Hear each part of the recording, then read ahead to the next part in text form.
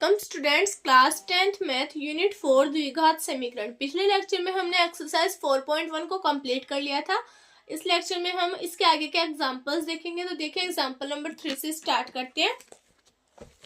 गुणनखंड द्वारा समीकरण 2x² - 5x + 3 = 0 के मूल ज्ञात कीजिए। मतलब हम इस इक्वेशन के क्या करेंगे, गुणनखंड करेंगे और फिर हम क्या करेंगे, इसकी इक्वेशन बनाएंगे। तो देखिए गुणनखंड कैसे करेंगे हम। एग्जाम्पल नंबर है 3। इक्वेशन दे रखी है हमें 2x² - 5x + 3 = 0। ठीक है, अब देखिए गुणनखंड का मतलब है 5x को ऐसे टुकड़ों में तोड़े जिनको प्लस या माइनस करने पे क्या आ जाए, -5x मिले, और उनको मल्टीप्लाई करने पे कितना मिले, 2 और 3 का मल्टीपल मीन्स 6, यानी a और c का मल्टीपल। क्योंकि इक्वेशन किस फॉर्म में होती है, ax² + bx + c = 0। इस फॉर्म में होती है द्विघात समीकरण। ठीक है, अब द्विघात समीकरण इस फॉर्म में है, इसका मतलब क्या हुआ कि मल्टीप्लाई करने पे, मतलब गुणनखंड करने पे ऐसी संख्या आनी चाहिए जिनका मल्टीप्लाई तो क्या हो, a × 6 के बराबर हो, और जो बीच वाला पद है यानी कि b, उन दोनों संख्याओं का योग या फिर क्या हो, सबट्रैक्ट यानी माइनस हो। ठीक है, तो देखिए ऐसी संख्या जिनका प्लस माइनस करने पे तो आना चाहिए -5 यानी मध्य पद, और मल्टीप्लाई करने पे इन दोनों का गुणनफल क्या है, 2 × 3 मतलब 6। तो देखिए ऐसी कौन सी संख्या है, तो -2 और -3 ऐसी संख्या है जिनको प्लस करने पे -5 आ जाएगा और मल्टीप्लाई करने पे क्या आ जाएगा, +6 आ जाएगा। तो देखिए हम यहाँ लिख सकते हैं कि इनके गुणनफल, यानी हम इसको किस रूप में तोड़ सकते हैं, हम लिख सकते हैं इसको 2x² - 2x - 3x + 3 = 0। ठीक है, तो अब हम करते हैं इसको सोल्व। इन दोनों में से क्या कॉमन आ रहा है, 2x कॉमन आ रहा है, तो हम 2x कॉमन ले लेते हैं। यहाँ क्या बचेगा, x + 1 सॉरी x - 1। ठीक है, और यहाँ से -3 कॉमन ले लेते हैं, यहाँ भी क्या बन जाएगा, x - 1 बन जाएगा। ठीक है, अब देखिए जब ये इक्वेशन ऐसी मिलेगी तो यहाँ वाला ब्रैकेट और यहाँ वाला ब्रैकेट हमें क्या मिलेगा, इक्वल मिलेगा। इसका मतलब एक ब्रैकेट हमें मिल गया x - 1 और दूसरा ब्रैकेट क्या, 2x - 3 जो बाहर बचा है। ठीक है, 2x - 3 = में आ गया 0। अब हम एक बार इसके इक्वल 0 रखेंगे और एक बार इसके इक्वल 0 रखेंगे। ठीक है, मतलब x - 1 = 0 लेने पर तो क्या होगा, x = क्या आ जाएगा हमारे पास, +1। ठीक है, और 2x + 3 = 0 लेने पर 2x = क्या हो जाएगा, -3, और x = हो जाएगा -3/2। इसका मतलब x की वैल्यू हमारे पास मिल गई 1 और -3/2। ठीक है, तो हल क्या हो गया इसका, 1 और -3/2। ठीक है, तो ये समझ आ गया होगा आपको हमने हल कैसे निकाले। तो लिख दीजिए अतः 2x² - 5x + 3 = 0 के मूल मतलब हल कितने हैं, 1 और यहाँ पे -3 था, है ना, इसका मतलब यहाँ +3/2 आएगा हमारे पास, 3/2। ठीक है, ये हो जाएगा हमारे पास इसका आंसर। आगे देखिए एग्जांपल नंबर 4 देखते हैं। द्विघात समीकरण 6x² - x - 2 = 0 के मूल ज्ञात कीजिए। मतलब हम गुणनखंड विधि से इसको क्या करेंगे, सोल्व करेंगे। अब देखिए जैसे मैंने पिछले क्वेश्चन में किया था, एग्जाम्पल नंबर 4 देखते हैं। 6x² - x - 2 = 0, ये हमारे पास इक्वेशन है। अब देखिए इसको कैसे तोड़ेंगे हम, बीच वाली संख्या है हमारे पास -1। ठीक है, और 6 × -2 कितना हो जाएगा, -12। ऐसी संख्या लेनी है जिनको मल्टीप्लाई करने पे तो क्या है, -12, और प्लस माइनस करने पे कितना है, -1। तो सोचिए वो संख्या कौन सी हो सकती है। तो देखिए -4 एंड +3, क्योंकि बड़ी संख्या माइनस किया तभी हमें प्लस माइनस करने पे -1 मिलेगा, और माइनस और प्लस को मल्टीप्लाई करने पे माइनस की संख्या आएगी। ठीक है, तो देखिए 6x² -x को क्या लिख सकते हैं, -4x एंड प्लस में 3x, और माइनस क्या बचा हमारे पास, 2। ठीक है, अब देखिए कॉमन लेते हैं हम, यहाँ से क्या कॉमन आएगा हमारे पास, 2x कॉमन आएगा, क्योंकि 2 इसके पास भी होता है और इसके पास भी होता है। बचेगा क्या इसके पास, 3x। ठीक है, यहाँ क्या बचेगा, -2, यहाँ से हम ऐसा इक्वेशन बनाने के लिए क्या कॉमन लेंगे, 1, और क्या बचेगा यहाँ पे 3x minus 2 is equal to में क्या आ गया 0, ठीक है। तो एक तो हमारे पास 3x माइनस 2 हो गया और सेकंड हो गया 2x प्लस 1 और इज इक्वल टू में क्या चल रहा है 0। अब एक बार इसके इक्वल 0 और एक बार इसके इक्वल 0 रखेंगे तो देखिए 3x minus 2 is equal to 0 लेने पे 3x इज इक्वल टू ये -2 इधर आके +2, इसका मतलब x इज इक्वल टू आ गया 2/3, ठीक है।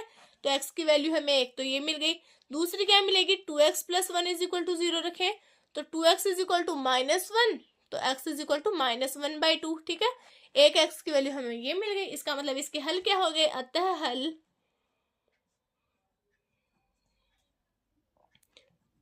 2/3 और -1/2, ये क्या हो जाएंगे इसके हल, ठीक है। तो उम्मीद है ये क्वेश्चन भी आपको समझ आ गया होगा। आगे देखिए एग्जाम्पल नंबर 5 देखते हैं। द्विघात समीकरण 3x² minus 2√6x plus 2 is equal to 0 के मूल ज्ञात कीजिए। अब देखिए इसको कैसे करेंगे, एग्जाम्पल नंबर 5 देखते हैं। इक्वेशन दे रखी है हमें 3x² minus 2√6x plus 2 is equal to 0। अब हम इसको कैसे तोड़ेंगे, देखिए 3x² हमें क्या चाहिए कि मल्टीप्लाई करने पे आना चाहिए 3 × 2 मतलब 6 और प्लस माइनस करने पे आना चाहिए -2√6। अब देखिए -2√6 कब आएगा, जब मैं √6 को √6 से मल्टीप्लाई कर दूं तब तो हमें मिलेगा 6, ठीक है। और जब √6 और √6 को ऐड कर दूं तो कितना हो जाएगा 2√6, लेकिन ये हमारे पास माइनस में, इसका मतलब ये दोनों किस में लेने पड़ेंगे, हमें माइनस में लेने पड़ेंगे। अब देखिए 3x² minus √6x minus √6x plus 2 is equal to क्या हो गया 0, ठीक है। आगे देखिए ये हो जाएगा हमारे पास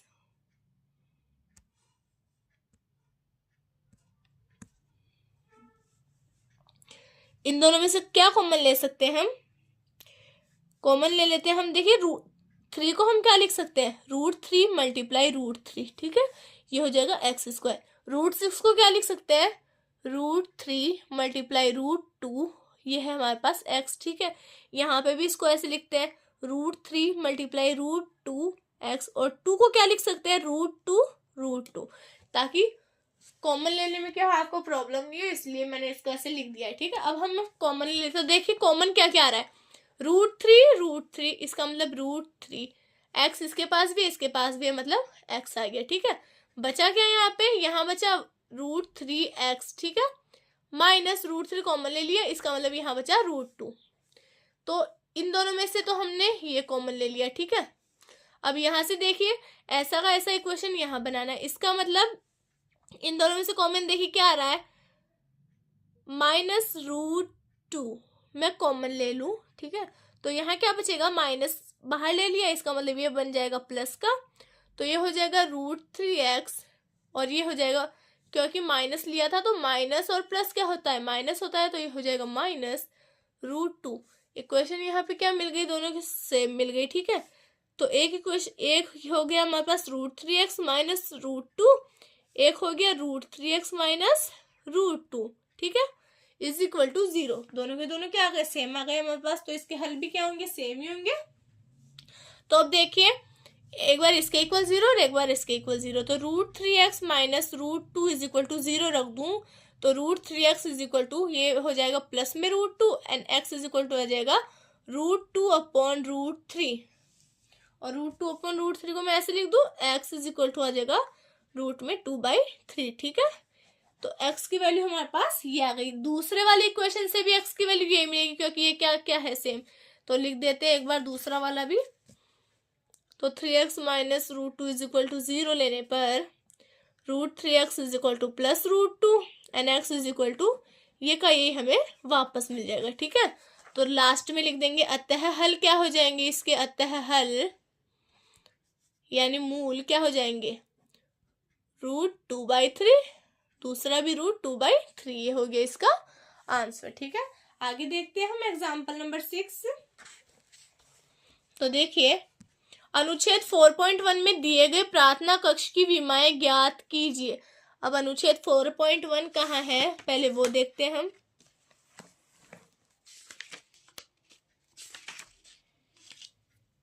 ये देखिए 2x + 1 ये दे रखा है x, इसका क्षेत्रफल दे रखा है आपको 300 मीटर स्क्वायर। अब इसने क्या बोला, इसकी विमाएं ज्ञात कीजिए। विमाएं मतलब ये लंबाई और ये चौड़ाई, ठीक है।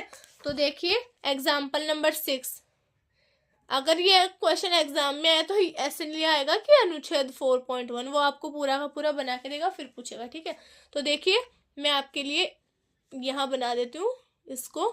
तो इसने ये दे रखी है x मीटर और ये दे रखी है 2x + 1 मीटर और इसका क्षेत्रफल दे रखा है आपको 300 मीटर स्क्वायर, ठीक है।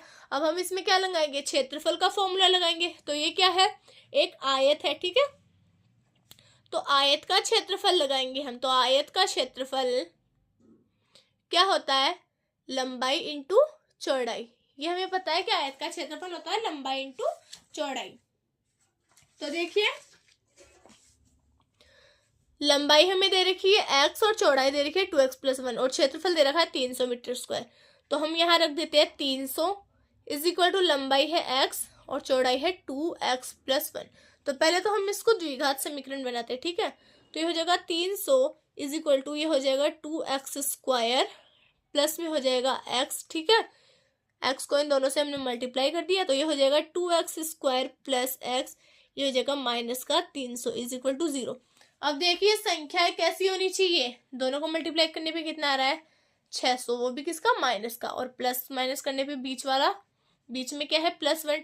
तो ऐसी संख्याएं होनी चाहिए जिनको मल्टीप्लाई करने पे तो -600 और प्लस माइनस करने पे आ जाए +1। तो देखिए वो संख्याएं कौन कौन सी होती है, तो वो संख्याएं होती है 24 और 25, ठीक है। एंड 24 तो यहाँ पे हम लेंगे माइनस का और 25 लेंगे प्लस का, क्योंकि एक संख्या माइनस की लेनी पड़ेगी, क्योंकि मल्टीप्लाई करने पे क्या आना चाहिए, -600 आना चाहिए और प्लस माइनस करने पे +1 आना चाहिए। मतलब बड़ी संख्या किसकी लेनी होगी, हमें प्लस की लेनी होगी। तो हमने 25 को ले लिया प्लस का और 24 को ले लिया माइनस का। तो हम इसको क्या लिख सकते हैं कि 2x² - 24x + 25x - 300 में क्या है 0। कॉमन क्या आ जाएगा, यहाँ से 2x कॉमन ले लेंगे तो यहाँ बचेगा x - 12 और यहाँ से हम 25 कॉमन ले लेंगे, ठीक है। तो यहाँ भी क्या बच जाएगा x - 12 में हो जाएगा 0। तो बन जाएगा हमारे पास x - 12 और यहाँ बच गया 2x + 25, ठीक है, = 0। अब एक बार इसके इक्वल 0 और एक बार इसके इक्वल 0। तो देखिए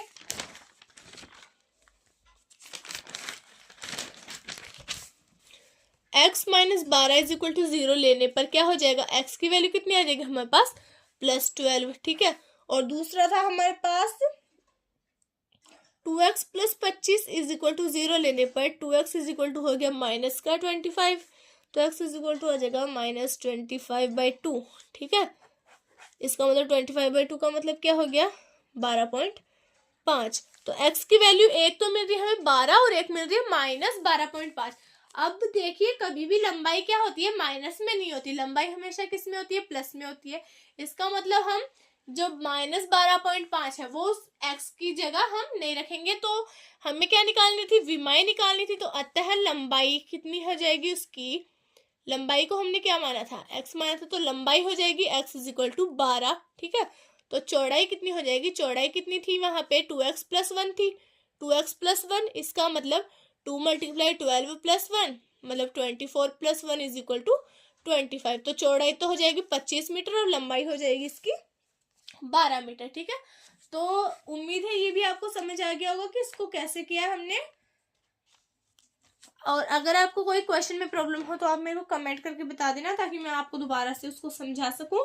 और जितना हो सके आप इसे अपने फ्रेंड्स के साथ में शेयर कीजिए, लाइक कीजिए, सब्सक्राइब कीजिए, ताकि ऐसा कंटेंट मैं आपको प्रोवाइड करवा सकूं। Thank you.